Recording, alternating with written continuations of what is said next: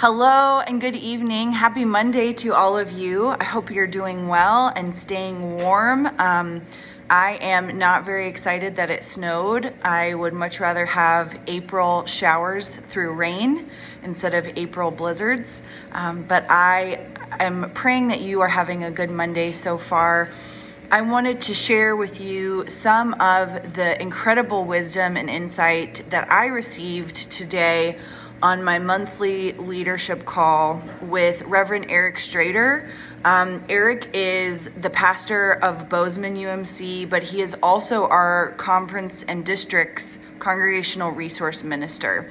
So one of the many things that Eric does is he provides leadership cohorts for clergy around Montana East, which is where he serves. And so I am in a leadership cohort with him and several other young pastors in Montana. And the conversation is always incredible, but today it was particularly important. And I took a lot of notes because I want to share what I learned with all of you. So we talked a lot about grief today, just to get right into it, and the importance that grief, and the process of grieving is right now and is going to be as we come out of the COVID pandemic. We watched a video in our leadership cohort today that was a conversation between Carrie Newhoff, who is a Christian writer and blogger, and Pastor Rick Warren from Saddleback Church in California, and the two of them discussed the grief in their own lives in that video. Carrie Newhoff's wife passed away. His wife died at a very young age this past fall, and he is still very much grieving, barely dipping his toes back into ministry. And Pastor Rick Warren lost his son to mental illness and to suicide. And that has been an incredible loss for him, for his wife, for their family, and for their church family. And so in the video, Rick and Carrie share several wonderful nuggets of wisdom. And the one that really, really hit me is the deeper the pain, the fewer the words you should use. And that basically means the ministry of presence when you know someone and love someone who is grieving is the most important thing you can do for that person. That means that if somebody is grieving the loss of, a perfect driving record and they got a traffic ticket, then yeah, maybe you can talk their ear off. But if someone has lost their wife or their son, their child, there's no words that you can say to make them feel better. The deeper the pain, the fewer the words you should be using. And at that point, when there is such a profound loss, when somebody is grieving so much, the normal response is that people freeze and they don't say anything. They don't call, they don't show up because people think, well, I just don't know what to do. Friends, hear me. You do not have to have a Master of Divinity degree. You do not have to have a bachelor's in counseling. You do not have to be a professional social worker to show up in people's lives, in your small group, in your church family, in your family's lives. If you know someone who is grieving, the best thing for you to do is just be there. There's nothing you can do to make it better, but your presence matters. Pastor Rick Warren said when his son died and committed suicide, his small group showed up and slept at him and his wife's house. They slept in the kitchen. They slept on the couches. They said, we don't want you to be alone right now. And as hard as that can be to go into a situation knowing you can't fix it, because you can't fix it. You can't fix someone's grief. And that brings me to my second point, which is that grief is actually not something we get over. Grief is something that we get through. So you never overcome grief.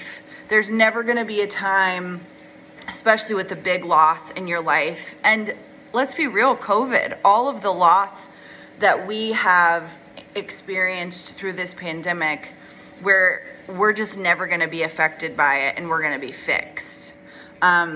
Grief is something we get through, but it is not something we ever get over, where we will completely forget it. It will no longer affect us.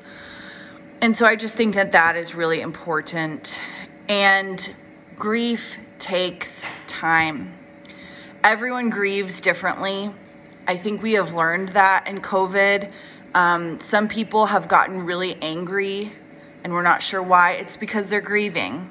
Some people have been so depressed and tired, not even realizing they're depressed. It's because they're grieving.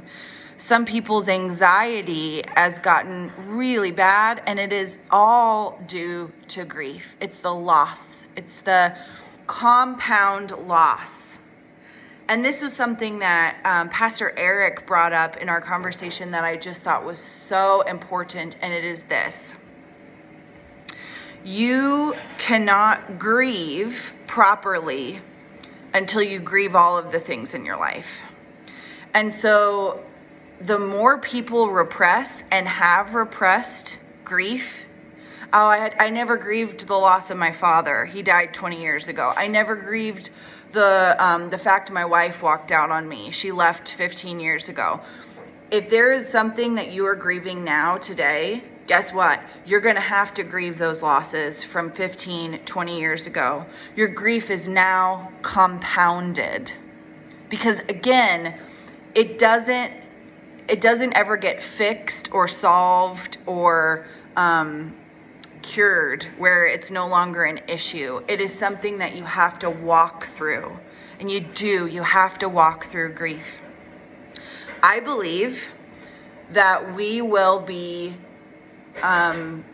coming out of this pandemic with folks not even aware of things that they are majorly grieving. And I believe that the church needs to be the vessel and the lighthouse and the safe haven for people to grieve properly. We have to do it. As disciples, as church leaders, as congregants, as lay leaders, as pastors, we have got to be a safe place for people to process their grief, maybe for the first time in their life. Like I said, there's nothing more important right now. Our scripture for today, and the scripture that we used today in our discussion, was Matthew 5, verse 4, which is, "Blessed are those who mourn, for they will be comforted."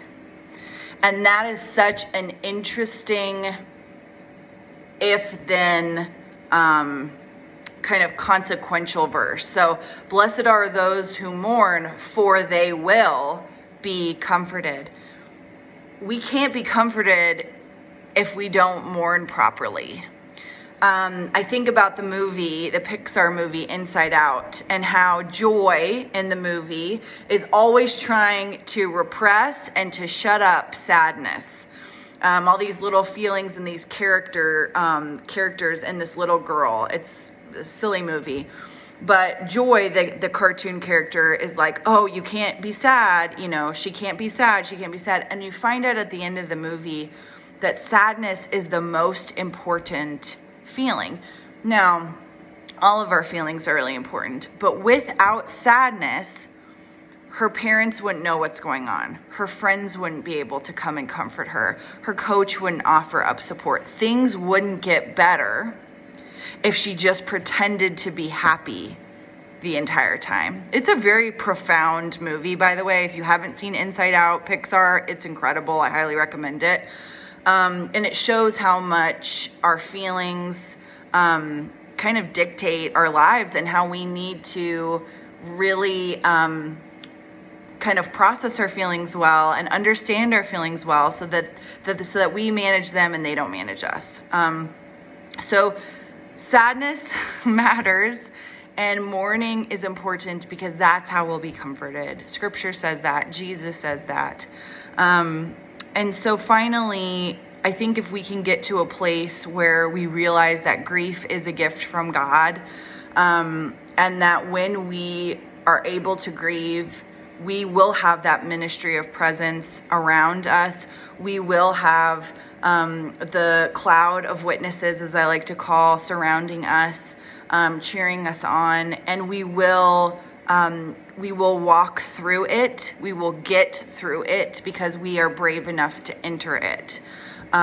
So I would ask you today, after this devotional, to really be honest with yourself. What are you grieving? What are you grieving? I know people are grieving personal things.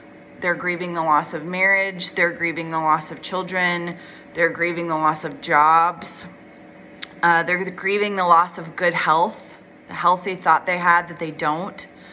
And everyone is grieving a lot of stuff with church. I think we're all grieving choir, right? We miss choir. We're grieving that. We're grieving the ability to hug people freely. I'm grieving indoor fellowship time where we can all sit around on chairs. There's big and small things that we're grieving. So blessed are you, loved ones, when you mourn, because you will be comforted. I love you all, and I will see you on Wednesday. Bye.